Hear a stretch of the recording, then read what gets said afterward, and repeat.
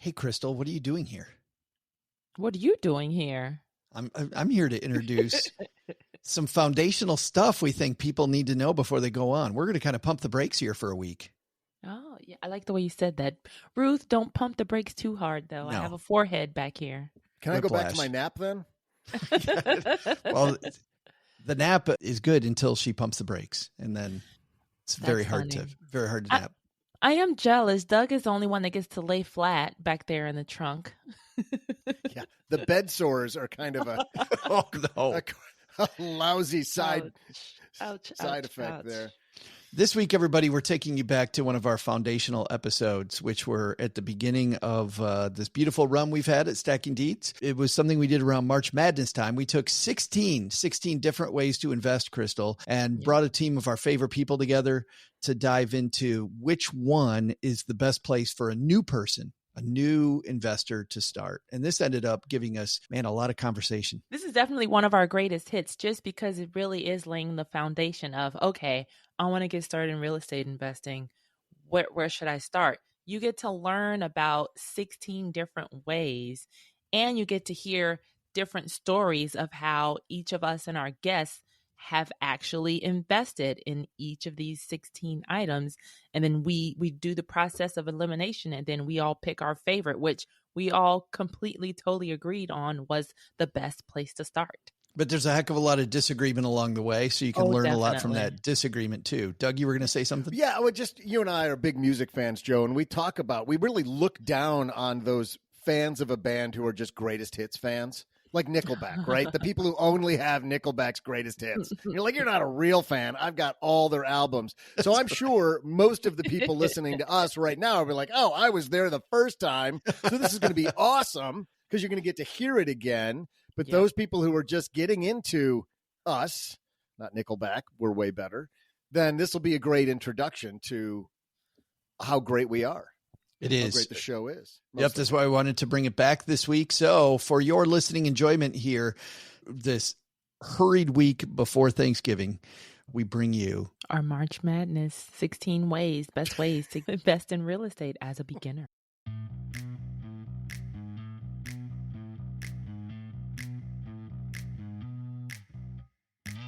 Live from the back of Ruth the Realtor's stretch town car, it's the Stacking Deeds Show. I'm Ruth's part-time mechanic, Doug. Get ready for some real estate March Madness. Speaking of madness, did you know I once tried out for the circus as a tightrope walker? The good news is the ringmaster told me basketball was actually my true calling because I was, and I quote, nothing but net. Today is a special Stacking Deeds episode for future millionaires. Want to know the fastest way to have $1 million in real estate equity? Our panel of real estate experts will battle it out in our first annual Real Estate Investing March Madness Bracket. And finally, I'll share some NCAA hoops trivia that is sure to bust anyone's bracket. And now, a guy who couldn't play college basketball because of his 3 bad knees, it's Joe Saul-Sehy.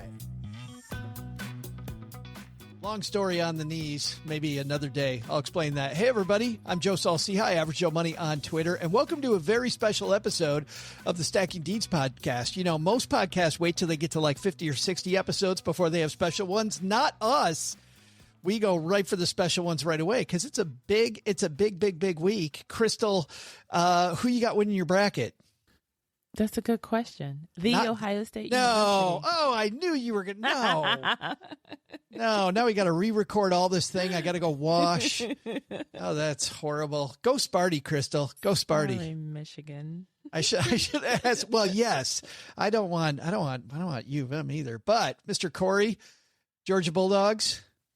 Yeah, they're not in the bracket this year. Sorry, I didn't mean that. Did we laugh, Crystal? Oh, did we? We should laugh. You guys want to talk football? You guys want to? No, that's over. Football's over. Well, I love it when we can take current events and we can look at them through the eyes of real estate investing. Mm-hmm. And I know, Crystal, you and Alan, you guys love doing the same. And we thought, hey, There's more than 16 ways to reach $1 million. So we put those together. We're sitting here actually in the parking lot in the back of Ruth's car, but we're about to go into this building here where we have some guests with us. What do you guys think? Maybe fight over the top 16 ways to make $1 million. Ooh, foreshadowing. Well, let's get out of the back of Ruth's car here and let's go in and meet our team. Well, if you're in the middle of your March Madness coverage, or even if you don't care about March Madness, we're doing March Madness the right way, as Crystal and Al and I talked about earlier. We brought in the dream team to help us argue over some brackets we put together. We have come up with our top 16 ways to make $1 million in real estate. Mr. Corey has seeded them in a way that we're already arguing about these seedings that this committee of one created. So that's number one. Number two, by the way, if you'd like to follow along with the argument we're about to have about the quickest way in real estate to $1 million, go to our website, stackingdeeds.net, or if you get our show notes, which are free and they'll be emailed directly to your inbox, we have a link in your show notes. So if you want to take out our bracketology and play along with this 16 ways to make $1 million in real estate, please play along with us. But either way, no matter what, we're going to have fun. Of course, we have Crystal and Alan here.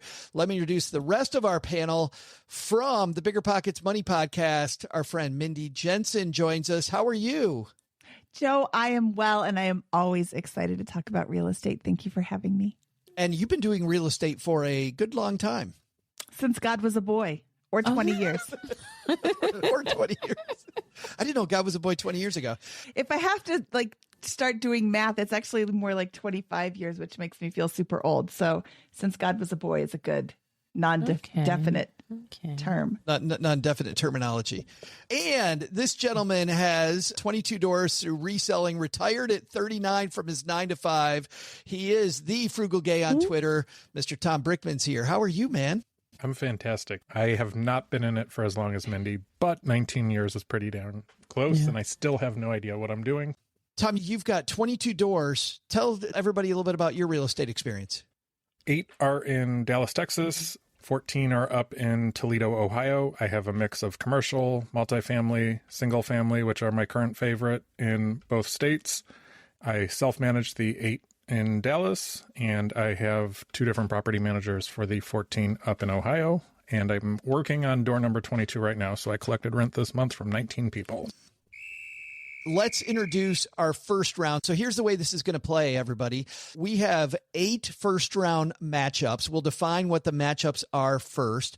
The winners will move on to the second round, and we will figure out what is the best way for you to get to $1 million in real estate. The deal is, if you convince everybody on the panel, we move on. If we don't convince everybody right away, then we will go with the majority. Well, let's go through these. It's going to be number 1, active syndication versus fractional investing. And for people that are new to this stuff, or maybe they're not new, they just have never heard these terms before. Alan, let's go through these. Active syndication, what's that all about? That's basically raising money to buy a large apartment complex or, multi-million-dollar deal, and you're passing around the hat with a bunch of investors to get it done. Passing around the hat is a little little loosey way to do that. It's a big top hat attached to a monocle. People's throwing a few dollars and all of a sudden you have an apartment complex. Hat. I like that. And then number 16 here, fractional investing. What's that? I was introduced to fractional investing by Tom, buying a single share in someone's single family house. So that's number 1 against number 16. Then the winner of that will play the winner of 8, 9. Crystal, what's our number 8 seed? We got new construction. And number 9? Number 9, we got versus flipping. I think everybody knows what new construction is. Yeah. Flipping houses. We see that that's really easy to do because I see the property brothers do it all the time. So it's like, it takes about 30 minutes and 30 minutes. It's super easy, Joe. Yeah, I've seen this. The second bracket, the number 4 seed, Alan, who do we got? We've got house hacking as a strategy versus number 13, tax deeds. Which one's going to make $1 million? House hacking, where you take apart of your house, rent it out. And then tax deeds, what's that, Alan? That's basically buying deeds from a courthouse steps, the people who didn't pay their property taxes. And you can buy them at a discount and either try to claim the property or sell the deed back. You can add interest on top of that and make money that way. We'll have then the winner of that matchup is going to take on the bottom of the bracket, number 12, Crystal. Oh, that's foreclosures, and foreclosures going up against short-term rentals. How are foreclosures different than tax deeds? Foreclose is if you didn't pay your mortgage. Mortgage. Tax deeds is if you didn't pay your property taxes. We got one set of gotchas against the other set of gotchas. That's first and second place of the gotcha conference. That's how they made it to the. That's the right. March That's Madness. right. All right. That's the top half of our bracket. Let's go to the bottom half. We've got number 2 against number 15. Tell us that matchup, Alan. Commercial real estate investing is number 2 seed against number 15 REITs, which are real estate investment trust, which is basically buying a mutual fund of office buildings or storage units. There's usually a theme to go with a REIT, and you're buying shares in that. Is that the most passive one on this list? It's very similar to think so, fractional probably. investing. Or It's, fractional, I would say. You're right.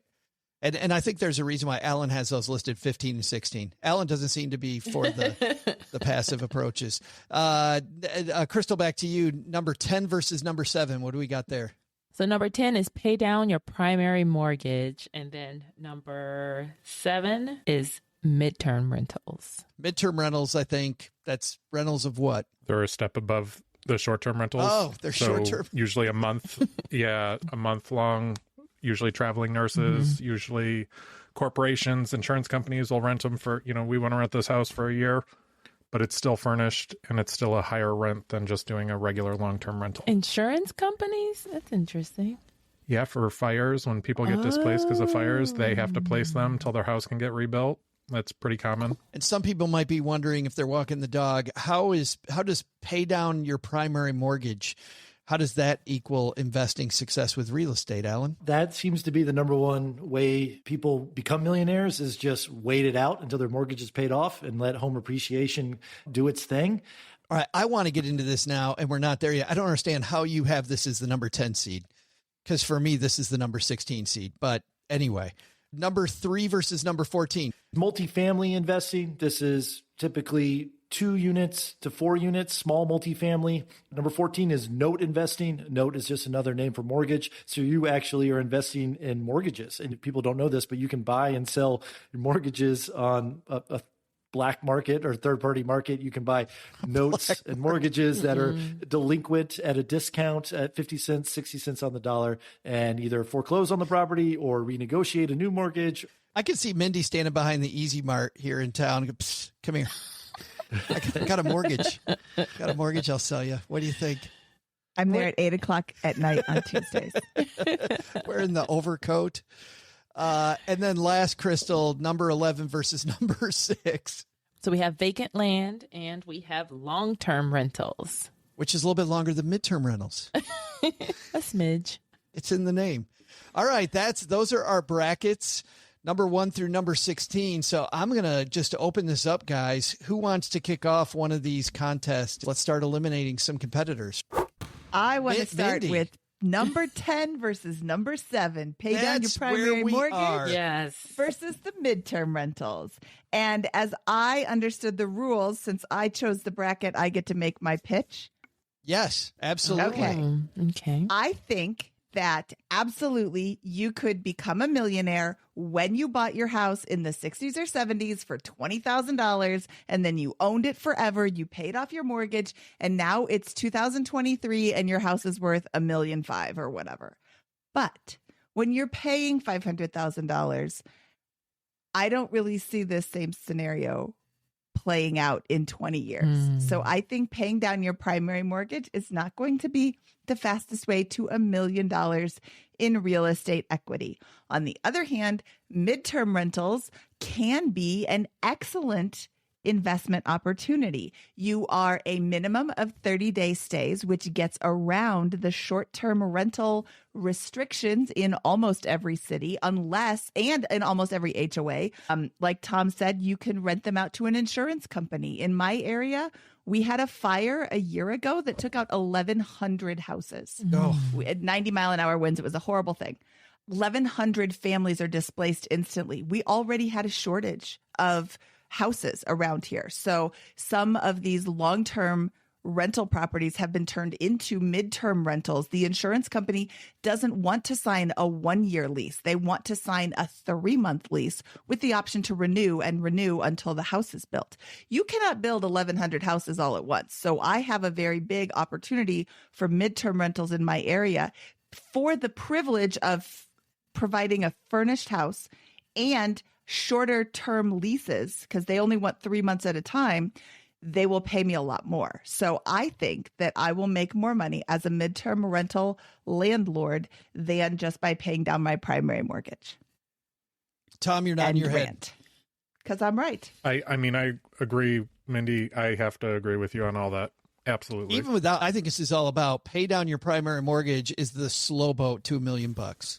Anybody not on that train? Anybody think number 7 midterm rentals not moving on? All right. That's the first one. The first winner is midterm rentals. So active syndication is against fractional investing. I'm going to go active syndication, and I'm going to explain why. I've seen the returns much greater from an active syndication where I can put in $50,000 and in 3 years I can see quarterly payouts from that active syndication than some of the fractionalized real estate. There are some, when one of them came up, I'm like, that's the worst neighborhood in Toledo. Why are you selling shares to this house? Like I don't want to drive there. Why would I want to invest in this? So I've seen some of that in the fractionalized side.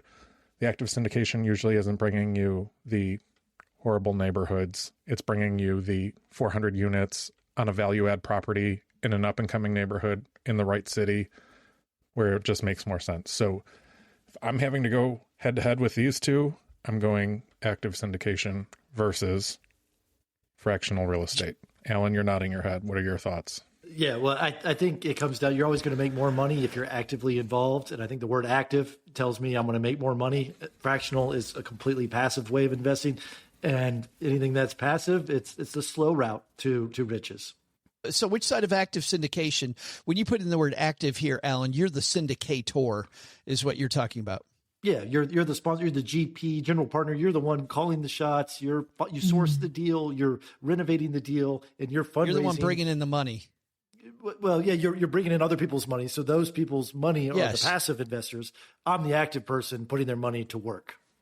All right, active syndication versus fractional investing. Anybody on the other side of that? Nope. Everybody's in. Active syndication makes it into the next round. I feel like we did the two that we thought were really easy. Can't wait to see what comes up next. Crystal, you got one? House hacking versus tax deeds. Yeah, let's go down there. Of course, I'm going to vote for house hacking because that's what I did too. I like that idea just because you get to, live in one place and have your rent pretty much subsidized, by the other unit. Tax deeds, I feel like the learning curve is too high. And you have to wait it out because I know a lot of times they have the redemption period. They can keep paying it, off and you start from zero again. So I feel like that's a lose-lose. I think that's going to factor in a lot in later rounds too, just how complicated these things are. Like we're talking fastest way to $1 million. And if the education period is long, but then it's easy. I mean, that might factor into it. Mindy, what do you think about this one? I think tax deeds are incredibly complicated. Every state's different. The learning curve is huge, and you could get really, really lucky. You would use up all of your luck forever to hit the $1 million. There are people who have become very lucky with a tax deed. It's a strange confluence of events that happen, negative events that happen to someone else that allows you to win. So I think that house hacking is a much better strategy, much safer. It's more active. You are in the driver's seat. You are having roommates or having people next door to you in like a duplex, triplex, quadplex situation. But you are able to use leverage to buy this. You are able to just be more in control of your destiny than waiting for somebody else to make a payment on a tax property or on a tax bill. So I like house hacking a lot better. Do we got a third there? Yeah, you got a fourth from, or am I the third? Yeah, I mean, house hacking. I'm a big fan of house hacking. Tom already mentioned he's a fan of house hacking, so maybe I'm speaking for Tom. All right, house hacking moves on. Alan, you're the only one that hasn't picked one from the first round, and I'd like, if you don't mind, to go down to this bottom part of the bracket, either the 3-4 team matchup or the 11-6, so we now then have one from each quarter of the bracket. What do you think? Yeah, let's go 11-6. Vacant land is 11-6. Long-term rentals, to me, long-term rentals all day. I like it that you close on a property and you start making money on day one. Vacant land, you're still paying property taxes. You got some liability concerns, and you're basically hunting for a buyer. Sure, you can maybe do a double close in the right situations, but it's just such high volume, and to me, a little bit higher risk vacant land compared to long-term rentals, which is just guaranteed. So I'm long-term rentals all day. Crystal, you co-host the show because of the fact that you're somebody that's really dipping your foot in the water and owns just a few properties. I know nothing at all about this stuff. Vacant land seems to me to be bad because of the fact that the carrying cost would be high. I mean, don't you have to keep a larger reserve? Crystal, would you think you could have to keep a larger reserve because you don't have a renter? I'm going to say no. So for me, I actually like the vacant land idea. And let me tell you why. Oh, you own vacant land. Yes. Yep. That's one reason. And then another reason, you have so many options to start making money too from day one. Because I have people that want to park RVs on this land. You have a lot of unlimited options from day one. You can park your boats in my land, park whatever you want, or you can actually get the ball rolling on building something. Because let's say you build a fourplex, you'll spend $500K building a fourplex, and then that could be worth $800K. So there you go. And it takes maybe it can take about 7-8 months in a perfect world to build something. So there you are. In 7 months, you can have $300K. What's interesting is we do have vacant land as an 11, but if you decide to turn vacant land into new construction, we've got new construction as an 8. Ah. I want to share. I just bought a piece of vacant land from the city for $150. I didn't buy it because I would go with vacant land versus the short-term rental. I bought it because the city wouldn't maintain it properly. Mm-hmm. So I mow it. It makes my property look better. When I go and sell that property in 5-10 years, I've got a double lot. I can put a fence on it. I can put a garage on it. I can do whatever I want with that property. So I'm still going to go long-term rentals, but I bought that lot because it was $150 and it adds value to my property. So anybody else for vacant land? We got Crystal for vacant land. Everybody else on long-term rentals? I'm on long-term rentals. Lost. I'm sorry, Crystal. Crystal goes down. Crystal, there's a lot there. I didn't think of the fact that there's lots of ways to decrease that carrying cost. Parking is getting bigger and bigger. And just similar to Tom, like the city had a program. The city were selling them for $1. That's why I picked them up. So a lot of times don't sleep on. Oh, and there's land banks too. City of Chicago also has land banks. So that's usually why people go into the vacant land arena in the first place. It is because of a city program. I think it's worth mentioning that we're not saying these are bad investments, but the bracket is speed to $1 million. Exactly. Well, and this is clear, Alan. I'm glad you made that point because these are the top 16. And we've talked about this in past episodes. There's a ton of different ways to make money. These are the top 16 ways. That's the first half. Mindy, I guess we're back to you then, since we've kind of finding an order here. Which one of the 4 left would you like to go on the attack with? New construction versus flipping. New construction versus flipping. And the winner of this one is going to go up against active syndication, the number 1 seed. This is an 8-9. This is an 8-9. I'm going to go with flipping, and I'm going to tell you why. I like to be in control, and I have no control over the builder on new construction. And your builder will promise you the world when you sign the contract which is his contract. I think this is very interesting. When I am buying a house that's already built, I write a contract that the Colorado Department of Real Estate has paid their attorneys to write. Everybody uses the same contract, except builders who are building new construction. They write their own contract. It's 8 pages long. It is very weighted towards the builder. It is not at all weighted towards the buyer. They have basically no rights at all. and the builder will tell you anything. And then there's a delay and another delay and another delay. And some of them are outside of their control, but some of them aren't.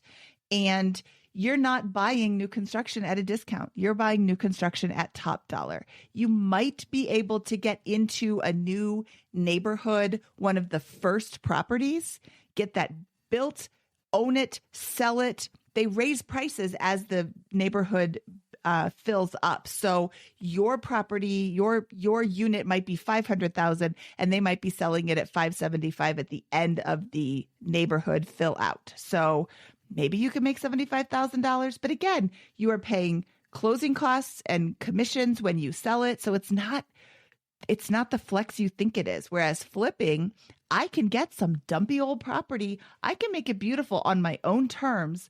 I can sell it. I'm an agent, so I don't really have the closing costs that other people do, but I'm in control of my cost overruns and I can make it look amazing on my own. I can source individual things, whereas the new construction, they're like, which floor do you like? Option 1 or option 2?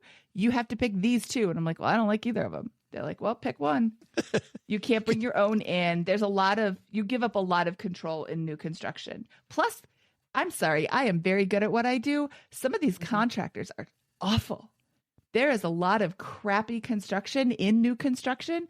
So when people are buying them, that makes me cringe. Is that just finding the right partner, though, Mindy? Finding the right partner for what? The right builder. Oh, there are some good builders out there. I would, love to meet them. Yeah. Well, Tom was nodding his head the whole time, so I'm inclined to go to him. But Alan, you're the one, before we go to Tom, you're the one that put new construction ahead of flipping. So what do you say to Mindy there? Mindy swayed me on this one. I've done both, and I've continued to do both. New construction's a lot about timing. So with the right timing, you can be a millionaire really quick. But you roll the dice 100 times. I feel like you're going to 51 to 55% of the time, long-term rental is going to win out, especially with market swings and interest rate swings and things like that. Also, flipping, you can always pivot to a rental, and usually the cash flow spread is going to be much better than trying to rent a new construction that you just paid premium for.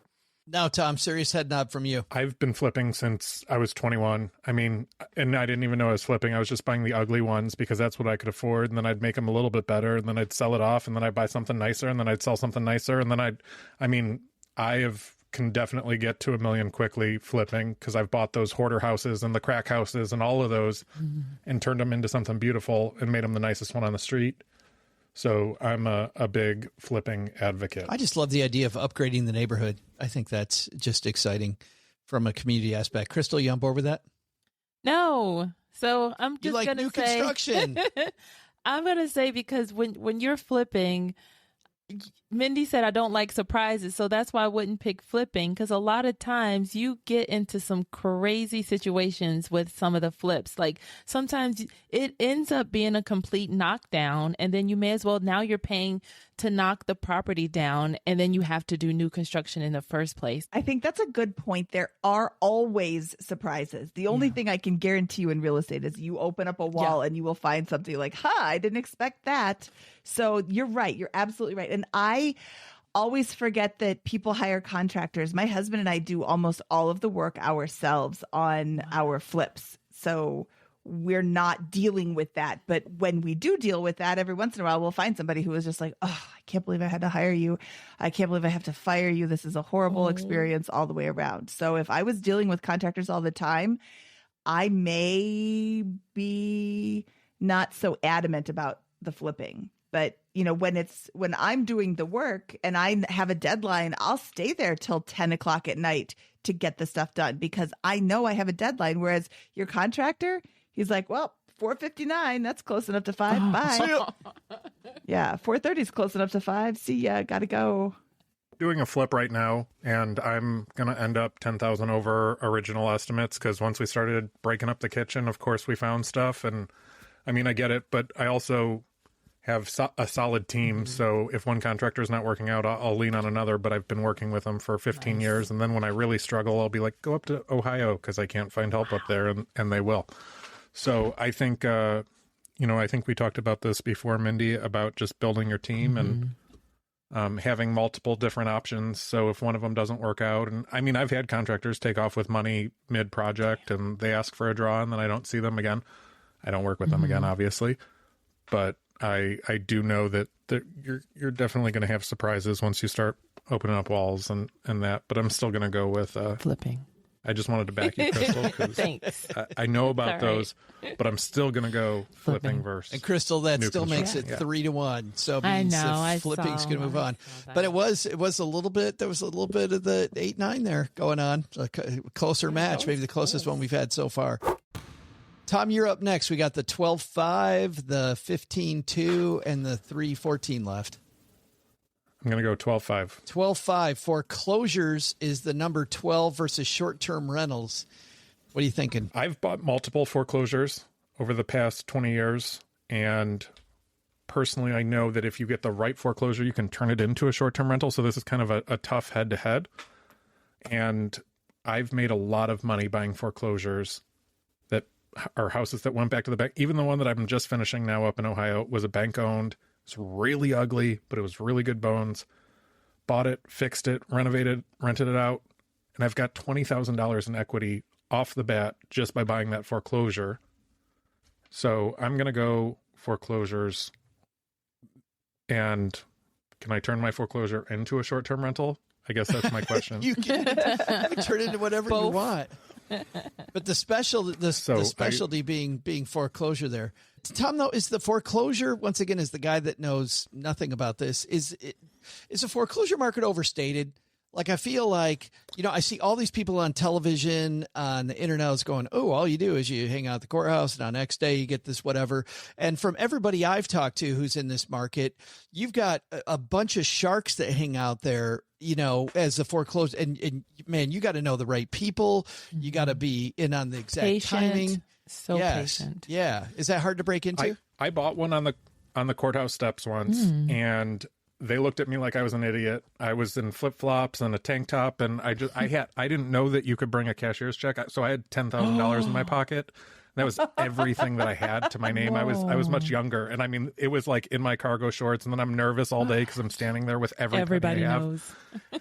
And I no one would bid against me. They all thought I was an idiot. I bought this condo for $9,501. She gave me a handwritten receipt. I had to break into the condo. But that one I did well with. But I had friends that went back 2 weeks later and they bought these $6,000 and $8,000 condos, and there were unrecorded mortgages on them. So they both lost their properties. I got mine, and I was on pins and needles for the 2 years because they could come back and get it. And I had put a lot of money into it. I had paid off taxes. I had done everything to it. So it was a beautiful unit. I even lived in it at one point because I'm like, where can I live for cheaper than this? All I have is HOA dues. So I'm going to do this. So it was a great property for me. But yes, it is super. On some of those, it was insane watching these people bid on these complexes for $1 million something, and I'm shaking with my 10,000 over in the corner. So I would not do that again because I felt like I dodged a bullet, and my two friends that went back 2 weeks later, and they did make them nice and they did collect rent on them for a while till the people surfaced with these unrecorded mortgages. Damn. But I would not do that again from my experience with buying on the courthouse steps. Tom, would you wear cargo pants again? With 10K? 100%. And flip-flops. I don't care. I'll have people ask me for headshots and I've got my hat on. I don't care. This is me. If you don't like it, then I can't do it. Did you know you wanted that particular condo when you went to the steps? I did. Oh, okay. I had a friend at a title company. She had done a title search for me, so there was nothing recorded.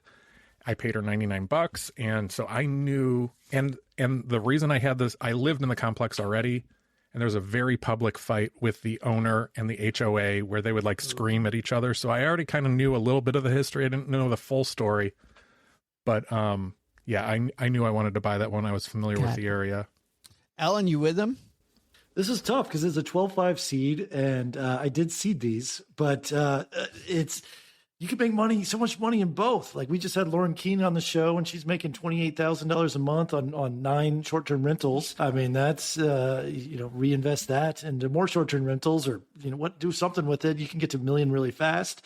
I just feel like I love buying things with leverage.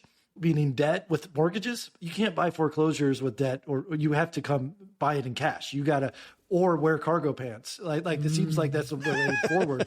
You need that big cash up front to acquire a foreclosure, and then you got to go refinance it. I just find that too limiting, and I'm going to lean to short-term rentals. Crystal or Mindy? I am really torn on this one. I think it's very interesting that it's a 12 and 5 seed, because at first glance, I was like, oh, short-term rentals all the way. But then, because in my area, there aren't any foreclosures. Houses just aren't going into foreclosure. I think I've seen one in the last year, maybe two. They just don't come up. People sell them. Mindy lives in the responsible community. Yeah, I live in the responsible community. No, it's such a hot market that you can sell your property if you can't make your payments and not have the foreclosure on your record. I have been to the auction once, and it was kind of disheartening.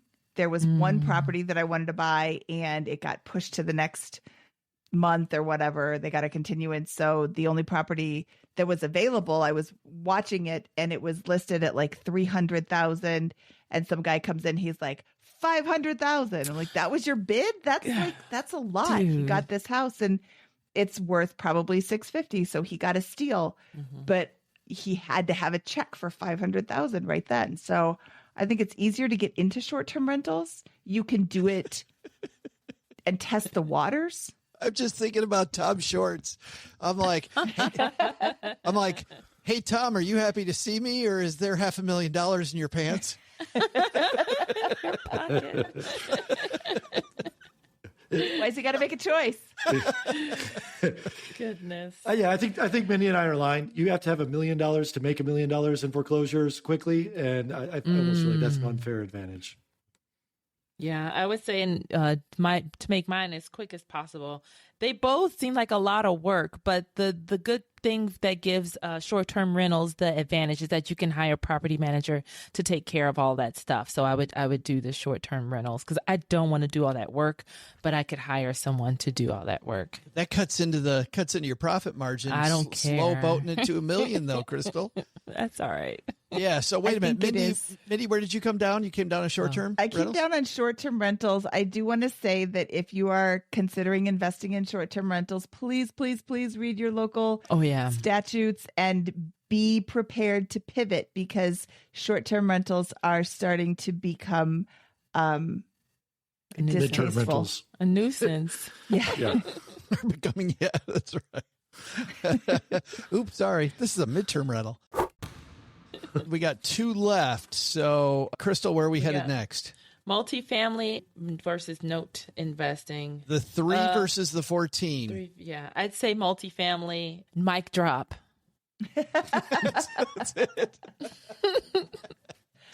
I will jump in and say I agree with her, because I think note investing, again, you have to be very, very lucky to buy the right note.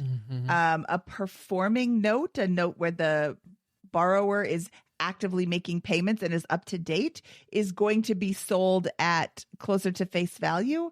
A non-performing note where somebody is delinquent on their payments, you can bring them back up to performance, but for the most part, you're going to be able to get in cheaper on that, and then you're going to have to foreclose on them, and that's just a lot of headache. So multifamily seems to be a lot easier and a lot faster, because with note investing, I mean, in many cases, you're kicking somebody out of their house.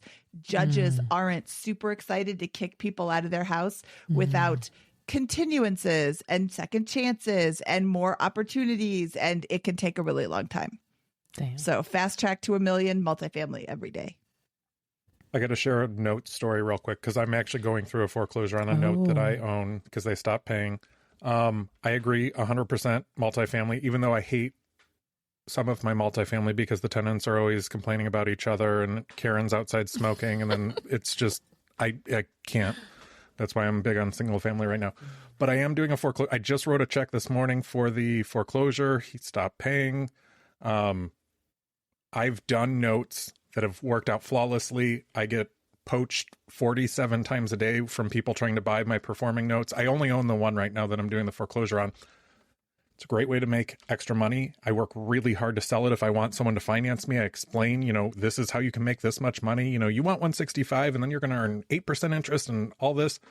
So I think that it's a way to generate income, but I think I'd go multifamily all day, especially with my experience in these different notes that I've held, because you have to get lucky with the right person paying you. And when they stop paying, it's expensive. And this will be probably 8 to 10 months from the time they stop paying to the time that I'm going to get the house back. And it's a bigger risk, in my opinion. So I'm all about Karen smoking outside. Speaking of multifamily, Tom, when I was a financial planner, I had a client who sold their multifamily for the same reason that you're talking about. They had neighbors upstairs, downstairs in this duplex. Upstairs couldn't stand downstairs. They hated each other. So when upstairs ended their lease and they moved out, they turned on all the water, stopped up all of the, stopped up everything. Didn't think at all about my client, the owner. They just wanted to piss off the people below by having all kinds of water come through the ceiling. Terrible. I mean, I've had that, and I have a multifamily right now. And when the last tenant moved out upstairs, I told the downstairs people, they've been there 10 years. I'm like, you guys can move out, you can buy the place, or you can rent the whole place. And they're like, we're going to move out. And like a week before they were supposed to move out, they're like, I can't find anything. We'll rent the whole place. Nice. And they've been renting the whole place. Wow. So I haven't had that issue. That's cool. And I would love for them to buy it because they've been there 10 years. They've raised their kids. They have 2 teenage kids, and they're just loud. So anyone I put upstairs is going to complain about 2 kids in their definitely teenage kids. So that's my negative with multifamily, but I'm still going to go there versus no. Yeah. All right. So multifamily wins the day. Alan, commercial versus REIT. So this is the one nobody wanted. Does anybody want to take a stand on commercial property versus REITs? I mean, commercial's the big bucks. To me, it's the bigger the property. Commercial deals are usually bigger. The bigger chance, if it goes up in value in 10%, you're closer to $1 million than maybe a smaller price building. So to me, this just comes down to price. And REITs, running your own REIT, sure, you'll make $1 million quick, but buying into a REIT, that's why it's a 15 seat. I don't see any way to build wealth quickly. It's very safe. It's very conservative investing. And that usually does not mean speed to wealth. I know a ton about REITs and how they work. And the reason you get into REITs is not to get to $1 million quickly. When I was a financial planner, we had REITs in somebody's portfolio, it was not to get there quickly. It was a good, safe place to be. So I'm on board with that one. Anybody want to come to REITs defense? Quick money on REITs? Nobody? Bunch of, remember, this is an audio podcast, guys. You can't just shake your head. Oh, we cannot. No. That's hilarious. Nope. We all shook our heads. All right. That's the end of our first round. Man, we've got lots of excitement coming up. We'll that be was back. Intense. That was intense. I ain't gonna lie. Yeah, but didn't you think we would have fought more? Well, we did a lot of advocating for our positions, and who had the best persuasive skills were able to get their team. I think everyone wants a ride home after this, and so they're just playing this. Well, we will be back with round 2 with more of Crystal, Alan, Tom, and Mindy right after Doug gives us today's basketball-related trivia question. Hey there, Dieters. I'm neighbor Doug, Ruth the Realtor's roadside assistant. They say a penny saved is a penny earned. You think that's why Ruth always pays me in pennies? Good news for you. Today's trivia question is a slam dunk.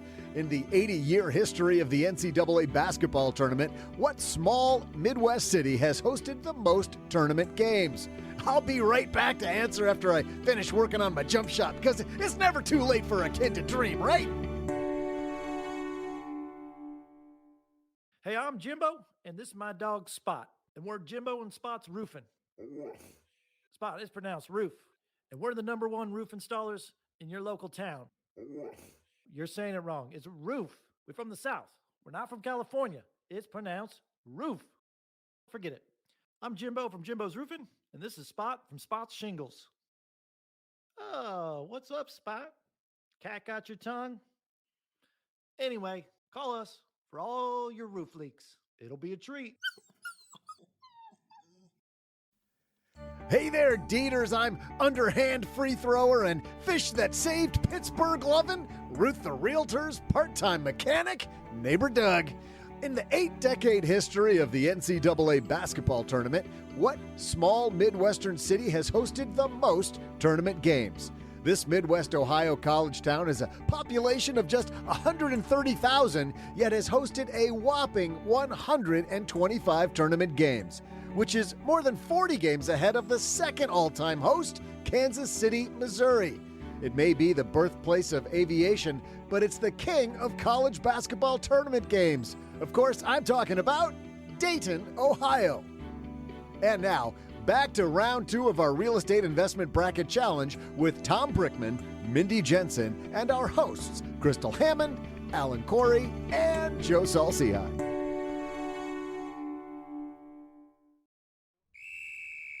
On to round 2. Round 2, it's going to get a little more interesting. We're going to have active syndication against flipping. Wow. House hacking against short-term rentals. Commercial real estate against midterm rentals, multifamily against long-term. So short, mid, long, all make it. The buy and hold strategies all alive and well. So Alan, which one you want to carve up first for the second round here? I'm jumping in on what I think is the most difficult matchup, long-term rentals, which I think mostly that's single family versus multifamily, because multifamily is typically also long-term rentals. So I really think this is a single family, multifamily matchup. Is that how everyone else reads this as well? Yeah. That's how I'll read it at now, because it's your show. Oh, okay, great. All right. Wow, this is fun. Let's make up new rules so that mine win. But the way I look at it is when you have multifamily, you can really scale down the expenses. 2 single family houses, I've got 2 roofs to worry about, 2 pest control bills, 2 landscaping bills. But if I have a duplex, then I cut it in half. I only have 1 roof to worry about, 1 landscaping bill. So to me, these are very much similar strategies. One's just scales. Also, if there's a vacancy, it doesn't hurt as much. I'll have half the income coming in rather than 0 income coming in with a single family. So my vote is multifamily all day. It's my first true love. Don't tell my wife that. But is the standard deviation on, not to get into the discussions with your wife, we'll table that for later. But the multifamily discussion though, isn't the standard deviation higher, meaning that there's a little more to know? So jumping into multifamily, I think makes a newer investor more nervous. So you'd have to have seasoning. There's this time. Versus a long-term rental, you're buying just 1 door. Does the education, the seasoning, the knowledge level make up for the fact that you can, we're only talking about $1 million here. Like, I think if we're talking $15 million, multifamily probably wins all day. I mean, this is small multifamily because we have a commercial in the bracket too. So that's 5 units or more. So this is small multifamily, which is 2 to 4 units. I don't think there's any learning curve because you're using the same loans as you would for a single family Same house. rules. Same rules, same contractors, same leases. Everything's exactly the same as you would with a single family, as long as it's 4 units or fewer. I work with a lot of new investors, and typically I'm encouraging them to go more towards the small multifamily because it's a little more conservative. So if you're not collecting rent from this side, you're getting rent from the other side. And it just makes the blow a little bit easier if they have to cover the mortgage and have to do an eviction and do this and that. It's just a little, and I'm talking duplexes mostly. We got 2 votes. Crystal, Mindy? Oh, yeah, same. Yeah, I agree. The multifamily, for the reasons that Ellen said, you don't have to buy multiple roofs and all the other stuff. Wow. So that wasn't even close. Unanimous. Multifamily brings it home. All right, Mindy, back to you. Let's do midterm versus commercial. Man, we're going to slug it out again. Yeah. I don't know a lot about commercial. I don't do commercial real estate. I see a lot of potential problems in the future with commercial real estate. When we're talking commercial, there's a lot of things that fit into that bracket. There's larger multifamily properties. There's office space. There's commercial like strip malls and things like that. So from the perspective of larger multifamily, I would say commercial would get you there faster, but you may not be able to afford it as a newer investor. From the position of office space, I have a friend who is a commercial agent, and she said everything that you've heard about office space is not even true. It's way worse. Nothing is renting. Everything's sitting. The only thing that's renting, some guy carved up this one building into these small single offices. Think a psychiatrist or a radiologist who needs just a small space to look at these x-rays all day long. She said those things are renting. He can't even he doesn't have anything open. He just finished carving them up. But regular office buildings are sitting forever. So in that regard, I would go with midterm rentals because your commercial space is going to cost you money regardless of you having a tenant in there or not. So you still have to pay taxes. You still have to keep the electricity on. You still have to, maintenance, outside landscaping, etc. So if you have a commercial building that is not residential, I would go with midterm. So it depends on what Mr. Alan Corey says is commercial in the context of this particular bracket. Yeah, I was just trying to debate that because you made a very good point about office, but then self-storage could be commercial, multifamily, 5 units or more could be commercial. Let's say it's non-residential commercial, and let's lean into that. Yeah, if it's self-storage, then all day long. I mean, self-storage, try to find a self-storage place near you that has an open space. They don't. You call them up. Do you have anything available? Nope. I got a 3-month waiting list. There's nothing. We need more storage everywhere. So if it's storage all day long, you're going to make $1 million tomorrow. Because people are hoarders. Because people are hoarders. We need It's stuff. so sad. I own a commercial Yeah. space, and mine was a pizza shop with 3 residential units. Mine makes a ton of money. It was poorly advertised. That's how it ended up on Zillow and in my portfolio because it was listed as a 1-bedroom. The commercial space is really hands off for me with the tenant in there. And I've had 2 tenants since I've owned it for a couple of years now. They take care of all the maintenance. They take care of the air conditioning, the sidewalks, the landscaping. Everything is on the commercial tenant. So with that, I love it, but I'm still going to go with midterms. I think that there's more money to get it there quicker, but my commercial space, when I look at it next to my regular residential, it's super hands off compared to the rest. Midterm seems like pressing the easy button in a lot of ways. It really does. I'll let you know how it works out. I've got a midterm rental coming up in about 2 weeks. Ooh. My son specifically bought a house for a midterm rental that's 2 blocks from a hospital for exactly that reason. Now he needs to go into the HR department at that hospital with a gift basket and talk to the HR director. Hey, here's my house. I'd love for you to come stay. I'd love for you to check it out. Oh. Yeah, you want to get in with these idea. people. Alan keeps talking negatively about his marriage. He'll have to be doing that with his spouse, bringing the gift basket. You can stay in my midterm I was rental. just saying there's other loves prior to meeting my current love. But to answer commercial, I'm on this bracket. I'm commercial all day over midterm rentals. The fastest way to make $1 million in commercial is you buy a vacant commercial building and you get it tenanted, and then you do a cash out refi or you sell it. Whether it's storage, empty storage, and you get clients. Whether it's office, you can make $1 million really quickly in office if you happen to find that tenant that's going to take over the lease, because it's all about how much money it's bringing in is determine the value of that property. So to me, I'm going to lean with commercial here. It can be very risky depending on your niche that you go for, but that's the way to make money fast in commercial. Mindy, where did you officially vote? Where did you come down?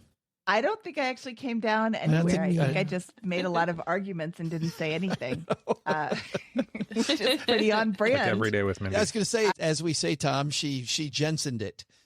Jensened it. Wow. Wow. I can't believe I have my own term. I'm so honored. This one is actually a really tough one because, like Alan said, you can make a lot of money with commercial. If you're going fast, commercial can get you there, but midterm rentals is going to be better than office space, in my opinion. So I'll probably vote commercial with an asterisk because I don't want to vote for commercial office space. I want to vote for commercial residential properties or commercial storage. I was going to say commercial too. Sorry, Tom. But it was only because the triple net lease possibilities and those it's more hands off because you're still getting a great amount of rent and you're hands off. But if you were doing those midterm rentals, you'll still have to be hands on. I want to throw an asterisk on mine too, because you also need a lot of money to get into commercial, which was my argument against foreclosures. So, well, Tom's shaking his head. How much was your pizza place that was advertised as a 1-bedroom? I got it for $65,000. Wow. Okay. Oh. Okay. Take away the asterisk. $65,000, and I collect over $30,000 a year from this. Oh my property. goodness! Wow. I Is know. the pizza any good? We made it nice. It's no longer pizza. Right. I don't even know what they're doing in there. No, it was a barber, but we have another tenant in there, and she pays her rent. So I'm not. That's what he cares about. I had people. They wanted to store marijuana in there as it was legalizing, and I'm like, I don't want that in there. It's going to make my insurance go up. Yeah, you don't want that in there because somebody could rob it, and then it makes an unsafe place for the 3 rental units above. So before we jump off of this, I want to say Tom found this because it was mismarked in, I'm assuming, the MLS. If you are looking for properties, I'm an agent. I have access to the MLS. I go in there and I do searches all the time. And there are properties that are advertised as 1 bedrooms when they're 5 bedrooms, or they're a single unit when it's a duplex. I found one house that was advertised as a 0 bathroom house. I know for sure it's not a 0 bathroom house there. But when you are setting up a search, when your automatic search is set up for like a minimum of 1 bathroom, then this 0 bathroom house isn't going to show up. This, so you want to make your searches as low as possible, as low minimums as possible, so you can catch all of these weird things that other people are not seeing. But having these misentered properties is a really great way to snag an amazing property. So commercial, bringing it home with a bunch of asterisks. But this is interesting too, guys, because a little foreshadowing for the people playing along at home. That means that we've got commercial against small multifamily. So you have multifamily small versus potentially multifamily big. We've got the other side of the bracket. I'll go house hacking versus short-term rentals. Short-term is going to get you there faster with an asterisk, provided that your property is in an area that allows for short-term rentals. And that will continue to allow for short-term rentals. I did some quick math based on Lauren's numbers of $28,000 a month. That's $336,000 a year. So times 3 years, you're at $1 million. You are not going to house hack and get $1 million in 3 years. Well, and how long did it take her to build that, though? I mean, in fairness, she also has the building years. How many years did she? Oh, well, fine. I think she started 2019, so she's actually scaled quite quickly because she's just been reinvesting into the next property every year, and that's kind of what I did with house hacking, so I can understand both of these. Ooh. And I think that, Tom, is why this is the 4-5 matchup. This is the closest matchup seed-wise we have. Where do you come down then? Do you come down on the house hacking side? I think that there's so much money in short-term rental that I'm actually probably going to go the short-term rental as well, even though I am a house hacker because I'm trying to get to $1 million the quickest. And I'm going to go that route versus house hacking. House hacking is going to get you in the least expensive and hopefully get you your mortgage covered. But I don't know that it's going to get you there quicker unless you just buy that right house in that right neighborhood at the right time where it's just going to appreciate like crazy. I don't see that happening. So I'm going to go short-term rental. Wow, do I smell an upset coming, Crystal? Do we have our first upset? I like house hacking, and I'll tell you why. If you're going to house hack, then after you get your house hack all nice and pretty, move out of that and then house hack again. So if I'm going to hop house hack, then I guess after 3 years, if I hop a house per year or a house every other year, I think I can make it to $1 million. But look at how fast Lauren scaled without doing that on her short-term rentals. Like you're talking multiple years and years. I think she did a mix because I think she house hacked at the beginning. She turned her house hack into a short-term rental. Yeah. Ooh. Yeah, so she had the ultimate mix right there. Can you just write house hack / short-term rental? Right. And we have a tie. So Crystal, my final answer is house hacking. All right, Alan. I'm with Crystal on this. It's house hacking all day. You can buy a house all day. You can buy okay, if you live in a high cost of living area, you can get an FHA loan up to $2.1 million.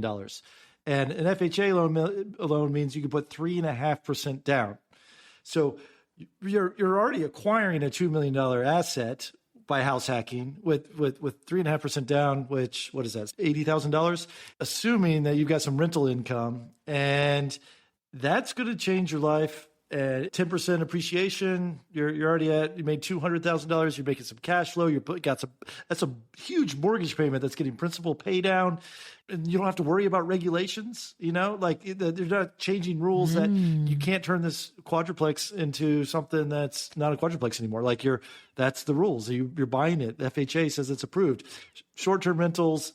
It's all cash flow. I think it's oversaturated. I think, another coronavirus where people aren't going on vacation. That Don't whole say business, this. Don't even say that. I mean, what are you doing? Yeah, like that's going to disappear. I think there's going to be a whole, you're competing with hotels. And these are hotels that have been around in business for a long time in short-term rental game. I'm on Team Crystal and Team House Hack right here. Ooh, I am just suddenly remembering all of those TikTok videos and all of those articles about, I hate the rental laws or the rental rules of my short-term rental, so I'm just going back to hotels. Remember how Airbnbs are starting to get so, like the list of rules, don't do this, don't do this, don't do this. Oh, by the way, clean the whole house, even though you're paying a cleaning fee. Start the laundry. Right. That's the one that drives me crazy. I am not on vacation to do sheets and towels. I don't care. I do sweep. I do the dishes that I use, but I'm not either. I'm not, if I can find the broom easily, I'm not hunting for it, but I'm not stripping the bed and I'm not washing your dumb towels. Have enough. Now first to $1 million. Okay. I think I'm going to change my answer. I'm sorry, Tom. And I'm changing too. I got to go with Mindy. All four of us are just going to go. Unanimous. Alan Corey for president. Yeah. Overtime. Yes. Victory. He swayed us I'll both. vote. Yes. You got Oh, my I would vote. like that very much, Alan Corey. I'm on board. House Yay. hacking defends its honor, and short-term We rentals. might be done. I think it just won the whole. No, just kidding. That's right. It skipped brackets. Yeah, forget the rest. Now is a really good time to remind everybody that these are all great ways to invest in real estate. Yes. We're not saying that short-term rentals aren't a good way to invest. It's just house hacking's better. Well, and over on our Stacking Benjamin show, we talked about how $1 million isn't what you think it is, right? That's a $40,000 a year lifestyle. Not horrible, but still $1 million. You're looking well beyond that. And we've talked about some of these ways of making money. And look at how many times has Tom said, "Yeah, I do that. Yeah, I do that. Yeah, I do that." That's true. like you could be diversified done among, that. yeah, a bunch of it. Lots of these. Crystal, even with your properties, you have vacant land and you have rentals, so diversification for the win. We've got the one that should be the most lopsided here. Active syndication number 1 against number 9, flipping. But man, flipping. Mindy, you're a flipper. I'm a flipper. I can make a lot of money on a flipping house, but I think that active syndication, you can make a lot more. You stand to lose a lot more. I would like to point out that if you are the active syndicator, and I have never been an active syndicator, I have always invested as the LP, not the GP.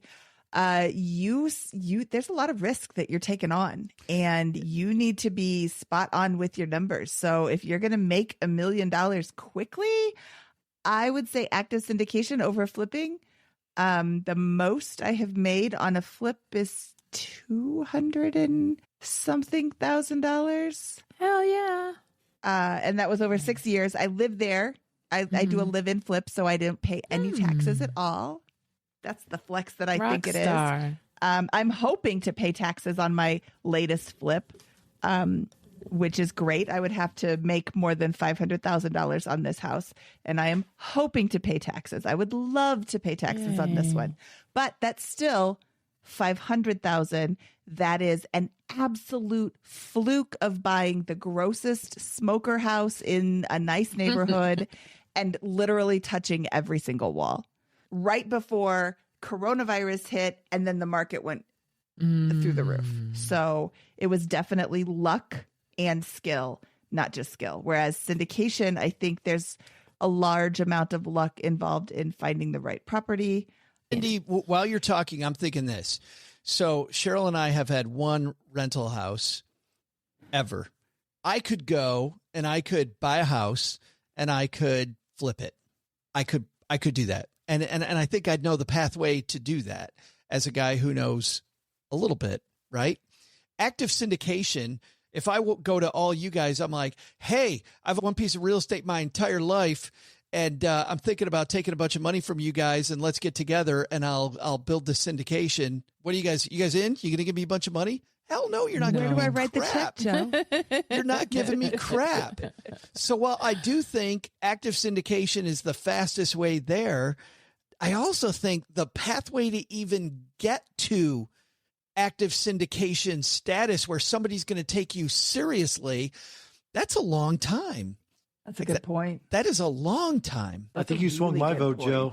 I don't know if you're supposed to bias the teams. I feel like you've like slipped a 20 to the ref here or something. I just want to see number one go down. Let's see number one go down. It took me 20 years to get into active syndication. But yeah, that, like $1 million can happen in 2 to 3 years. Flipping, you can make $1 million in 2 to 3 years, but you're going to have to be doing 5 flips at a time, constantly. Maybe 5 flips in a great market at a certain price point, you can make $1 million in a year. But again, I don't like this game that it takes $1 million to make $1 million. I sort of want an average investor, maybe a newbie, how do they get into this? I hate to do this because the riches are in active syndication, but I like your point that to really get people to invest with you, you're going to have a ton of experience, probably in flipping, to even get to the point that you can be an active syndicator. So I'm voting flipping. I'll throw that out there.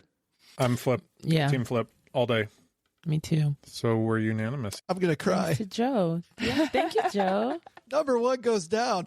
By the way, fractional investing just filed a protest because how come none of you people brought that up when I was going against active syndication?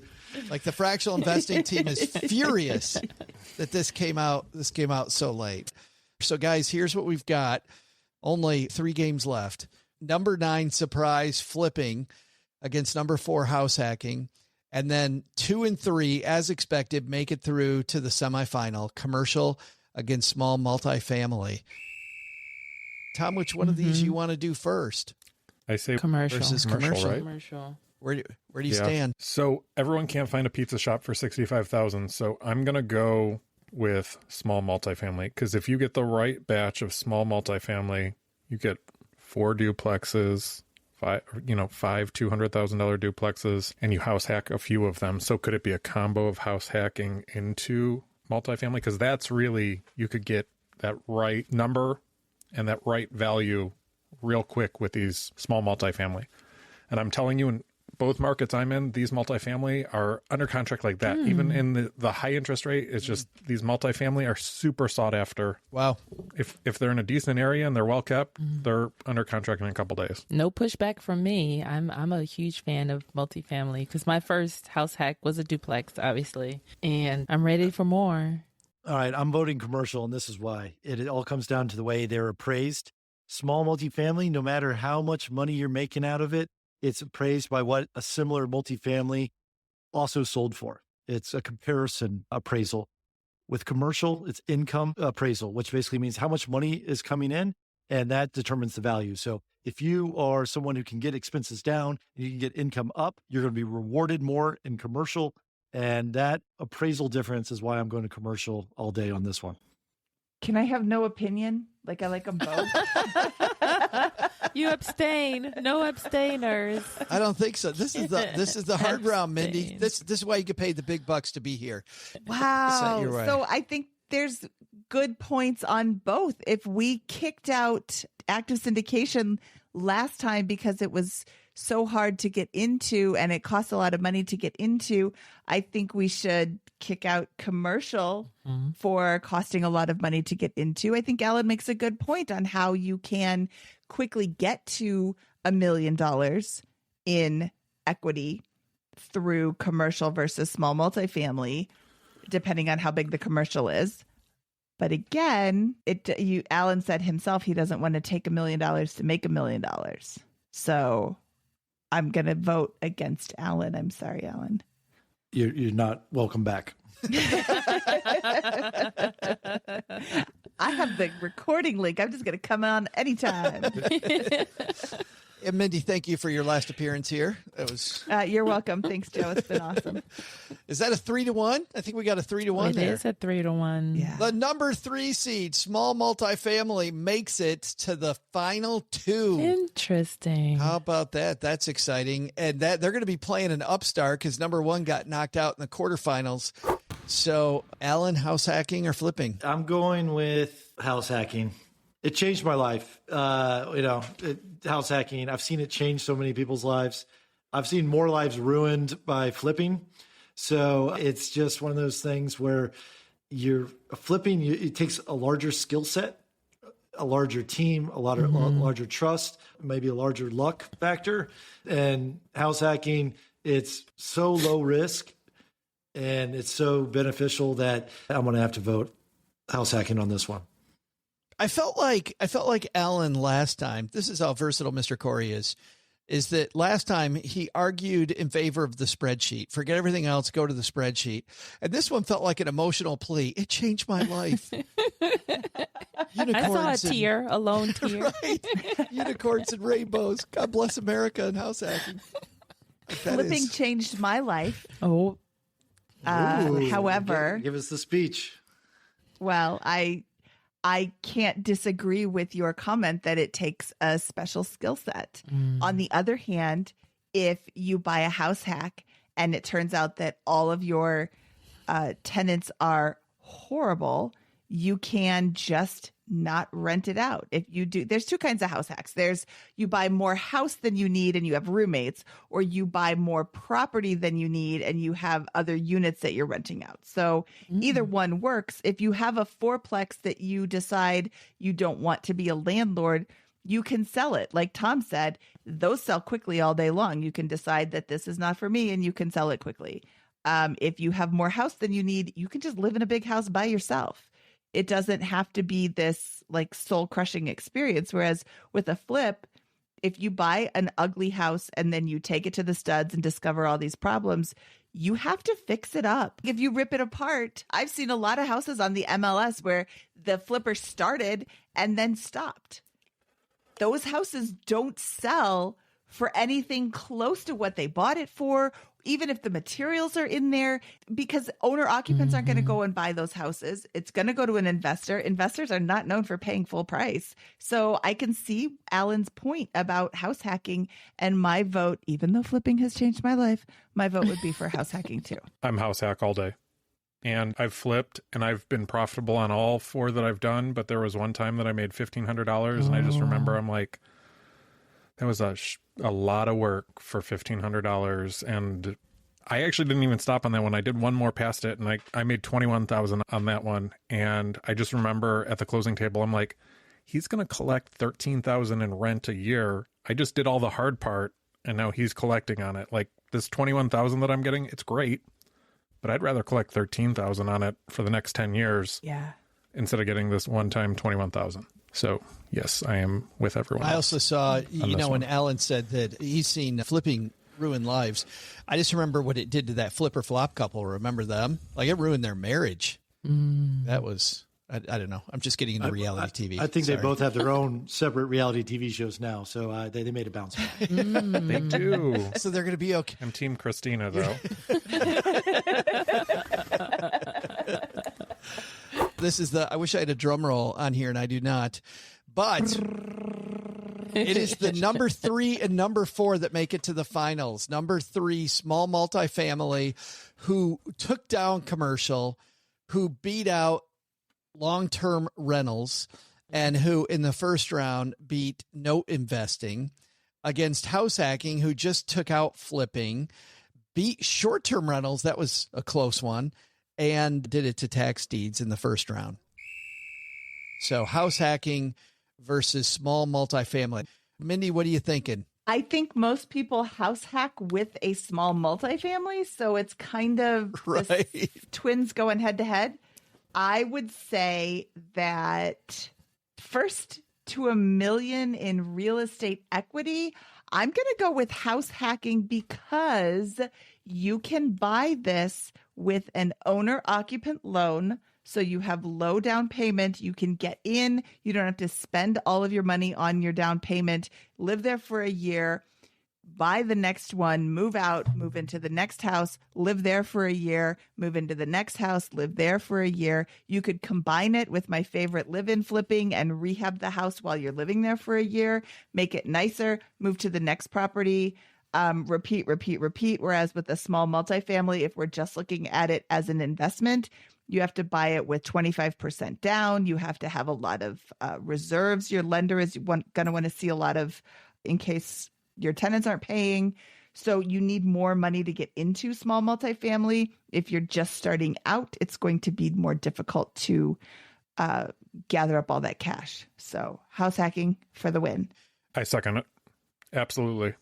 And it changed Alan's life, so he's going to say the same thing. Well, it's tough because something profound. It changed my life, but my first love was small multifamily. But I also married the two. I house hacked a small multifamily. You just mentioned it like the best combination is these two together.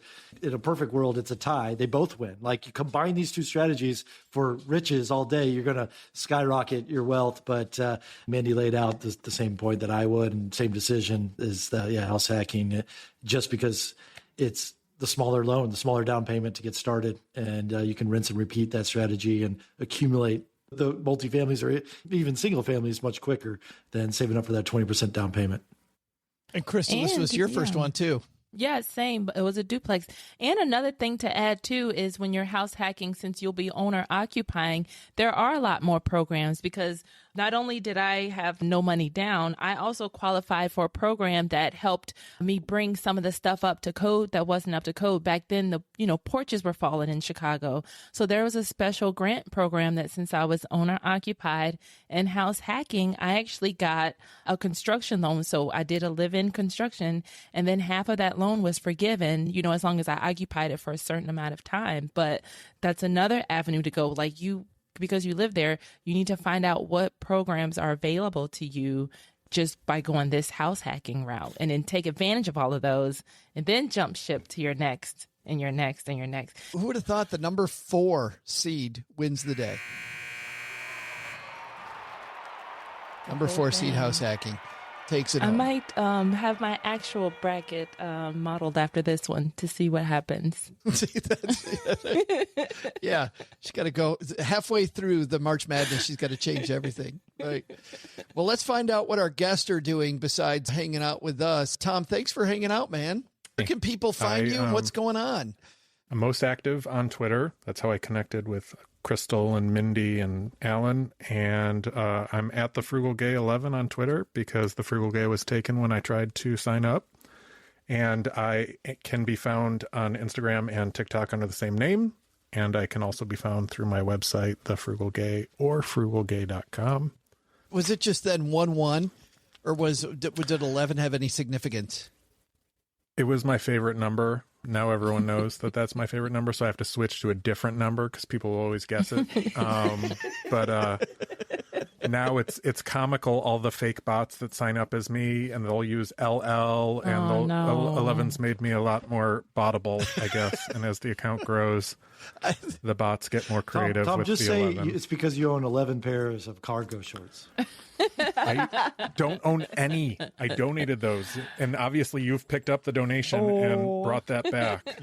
Because that's our running joke is Alan's fashion is quite horrific. That's funny. I like cargo shorts. You can carry a lot of crap around. I had cash in my pocket $500,000 for that condo. $10,000. Yeah, I thought maybe you wouldn't wear them. You'd frame them though, because that's a big moment. I still have the handwritten receipt because I was so excited and I was so nervous, and they all looked at me crazy. And then I think she was surprised when I pulled out a lot of cash. And then I was trying to find a $1 bill because it was all hundreds, and I bought it for $9,501, and I'm like, it's windy, and I'm handing her different bills, and I'm like, oh wait, I have quarters in the car. Can you take those? And it was comical trying to find the last $1. Quarters in the car. Oh. I had to run down the street and get 4 and quarters. she's standing there with the money, and she's uncomfortable. Yeah, she wrote me a receipt, and she's waiting for those quarters so she can be done because these guys, it's very aggressive. Standing there it was not she's a standing fun with 10 day. grand in her hand, waiting for you to get 4 quarters. 4 quarters. 4 quarters from the car.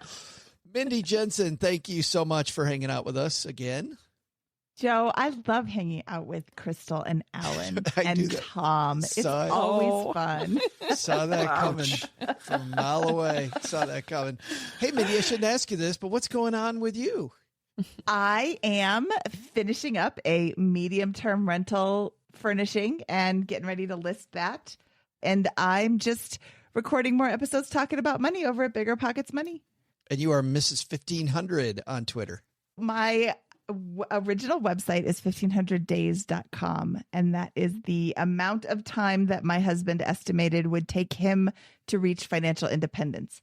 And he did it faster than that. And you have to have a name. So I am MRS1500 on Twitter. 11 was taken. 11 was taken. That's it. We'll link to both Tom and Mindy in our show notes, along with all of our usual stuff. Guys, thanks for playing.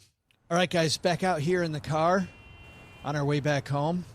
Crystal, what do you think? House hacking. I knew it was going to win. Once you weigh all of the options ahead of you, you need to pick what's the path of least resistance, I would say. Well, truly, do you think, Ellen, the reason for its winning? Because so many of you guys all started there. To me, it's tough because I don't really look at real estate investing as how can I make $1 million as fast as possible. So it's a different through a different lens and a different way to look at property. Typically, I look at it as what can cash flow. And honestly, I think house hacking would probably win a bracket about what's fastest way to cash flow property. So it is a universal success. It's so low risk, and I'm on team house hacking all day and probably in any bracket now that I think about it. Well, Ruth's about to take the right-hand turn and turn into the spot where we all get out of the car, but can't wait till next episode. We'll be back with something regular maybe next time. Crystal, tell everybody what's coming up next episode. We're talking to a veterinarian.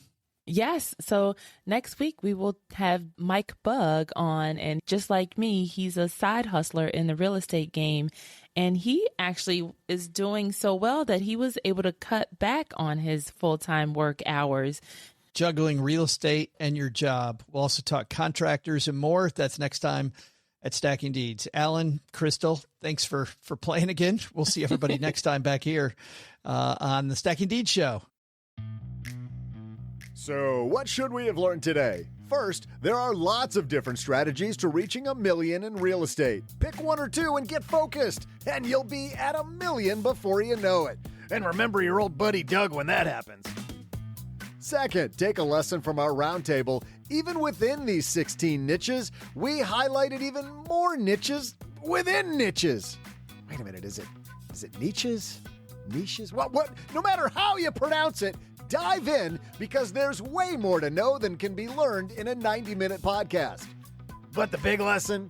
Don't bet on the number one seed when talking real estate. Go with whatever brings a tear to Alan Corey's eye. That one's going to be a winner for sure. Thanks to Mindy Jensen for joining us today. Listen to her show, Bigger Pockets Money, wherever you're hearing us right now. Follow investor pro Tom Brickman on Twitter. His handle is TheFrugalGay11. We'll also include links for both Tom and Mindy in our show notes at stackingdeeds.net/show notes. The show is created by Joe Salsihai, Crystal Hammond, and Alan Corey, and was initially the brainchild of Alan Corey, who can be found on Twitter at RealEstateMaxi. Our brilliant editor of today's episode is Jasmine Radler. She has more tricks up her sleeve than the Harlem Globetrotters. Lastly, thanks to Ruth the Realtor for driving us around today. But come on, Ruth, brush your teeth next time. I'm Ruth's Fetch It Boy, Doug. We'll run it back next Tuesday right here at Stacking Deeds.